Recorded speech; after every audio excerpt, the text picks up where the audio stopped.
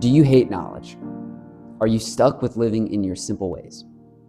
We're going to answer that. So Proverbs chapter 1, verse 22 through 23. How long will you who are simple love your simple ways? How long will mockers delight in mockery, and fools hate knowledge?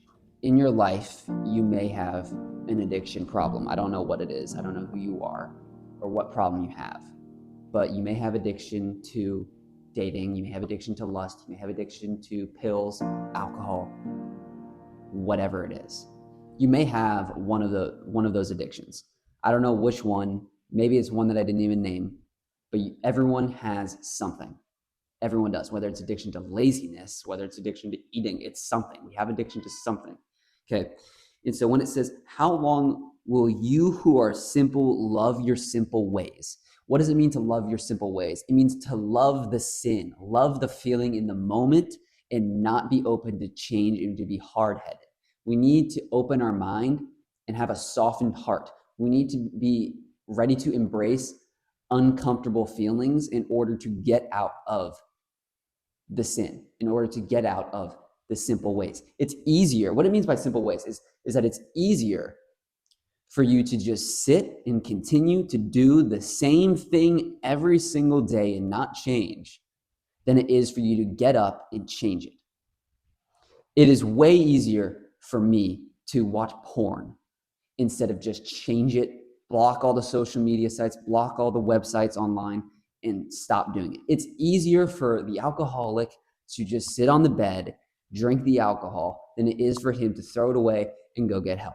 It's easier for the man who is lazy for him to sit in his bed all day, never change, than it is for him to go get a job, than it is for him to go make friends, than it is for him to go work out, than it is for him to go play sports or do anything with socializing. That is what it means by us loving our simple ways. Okay, and then the next verse, it says, how long will mockers delight in mockery, and fools hate knowledge?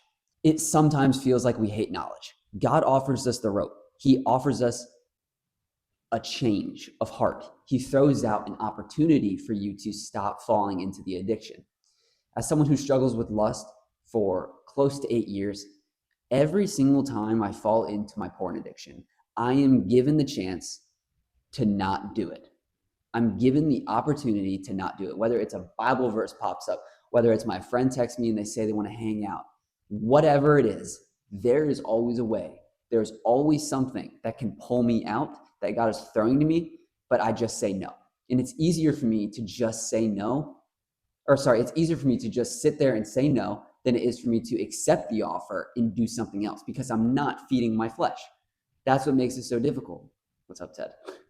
That's what makes it so difficult is when you are going against your flesh, you are saying no to all your desires, all your feelings, whatever like dopamine rush, testosterone, chemical, whatever feeling in your brain that is making the addiction come to life. It's so hard to say no to that because you feel it so deeply in the moment.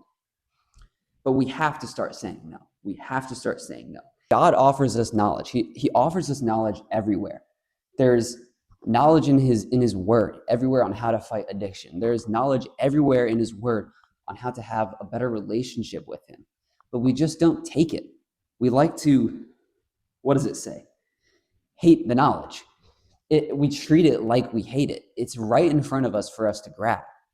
But we say no because it's easier for us to listen to our desires and our flesh and say yes to that.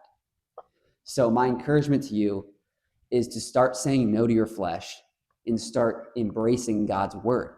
God has the answer. God has the knowledge. You just have to look. You just have to stop.